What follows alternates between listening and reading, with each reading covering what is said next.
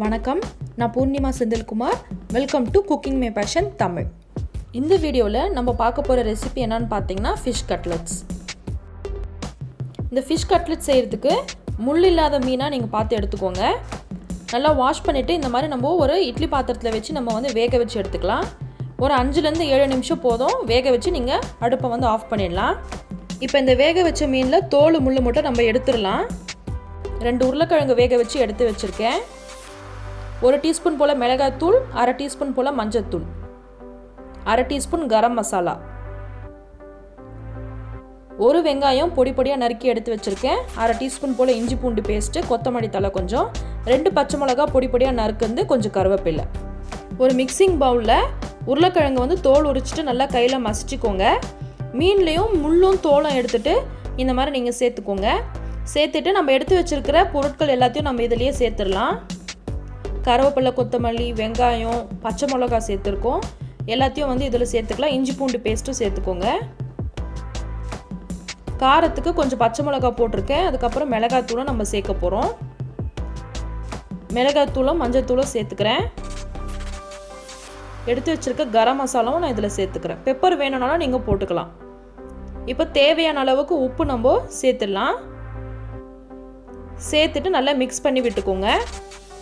Lemon juice இருந்தாலும் நீங்கள் இதில் வந்து யூஸ் பண்ணிக்கலாம். நல்லா மிக்ஸ் பண்ணிட்ட பிறகு நம்ம இதை வந்து உருண்டைகளாக பிடிச்சிக்கலாம். ஒரு மீடியம் சைஸ் உருண்டையாக நம்ம பிடிச்சி எடுத்துக்கலாம். நல்லா உருண்டையாக பிடிச்சிட்ட பிறகு 2 கைக்கு நடுவில் வச்சு நம்ம லைட்டாக தட்டி விட்டுக்கலாம். உங்களுக்கு எந்த ஷேப் வேணாலும் நீங்கள் வந்து பிடிச்சிக்கலாம். இப்போ இது எல்லாத்தையும் வந்து ஒரு தட்டில் நம்ம எடுத்து வச்சிடலாம். இந்த ஃபிஷ் கட்லெட்டை நீங்கள் இப்படியே கூட பேனில் சேர்த்து நம்ம ஃப்ரை பண்ணிக்கலாம். பட் வந்து ரொம்ப சாஃப்டாக இருக்கும். அதுக்காக நம்ம இப்போ ஒரு அவுட்டர் கவரிங் ஒன்று கொடுக்கலாம். அதுக்கு வந்து ஒரு பவுலில் மைதா கொஞ்சமாக சேர்த்துட்டு தண்ணி விட்டு பேஸ்ட் மாதிரி நல்லா கலந்து எடுத்து வச்சுருக்கேன். இப்போ இதில் நம்ம கட்லெட் தட்டி வச்சுருக்கிற கட்லெட்டை வந்து 2 சைடு நல்லா டிப் பண்ணிவிட்டு அதுக்கடுத்து அவுட்டர் கோட்டிங்க்கு நம்ம பிரெட் க்ரம்ஸ் வந்து நம்ம யூஸ் பண்ணிக்கலாம். பிரெட் க்ரம்ஸ் இல்லைனாலும் நீங்கள் ப்ரெட்டு வந்து மிக்சியில் வந்து கொஞ்சம் ஓட்டினீங்கன்னா உங்களுக்கு தூள் தூளாக வரும். நீங்கள் அது கூட வந்து நீங்கள் யூஸ் பண்ணிக்கலாம்.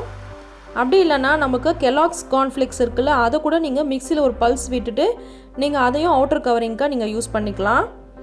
இப்போ வந்து தவாவில் வந்து எண்ணெய் சேர்த்துக்கோங்க. நல்லா சூடான உடனே நம்ம இப்போது கட்லெட் தயார் பண்ணி வச்சுருக்கோம் இல்லையா, அதை வந்து இந்த தவாவில் வந்து நம்ம சேர்த்துட்டு ஒரு லோ டு மீடியம் ஃப்ளேமில் வச்சு நம்ம இதை 2 பக்கம் நல்லா பொன்னிறம் ஆகிற வரைக்கும் ஃப்ரை பண்ணி எடுக்கலாம்.